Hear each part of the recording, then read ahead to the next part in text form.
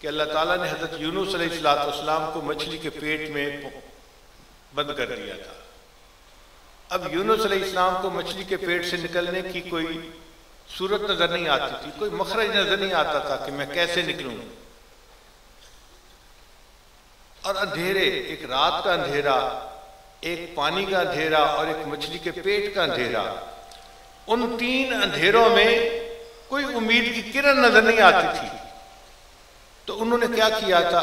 مچھلی کے پیٹ پہ انہوں نے تسبیح پڑھی تھی، لا الہ الا انت سبحانک انی کنت من الظالمین۔ تو اللہ نے اس تسبیح کی برکت سے ان کو مچھلی کے پیٹ سے نکال دیا تھا۔ قرآن مجید کی آیت ہے، غور کیجئے، اللہ فرماتے ہیں فلولا انہ کان من المسبحین، اگر یونس علیہ السلام میری تسبیح بیان نہ کرتے للبث فی بطنہ الی یوم یبعثون، قیامت تک مچھلی کے پیٹ میں رہتے۔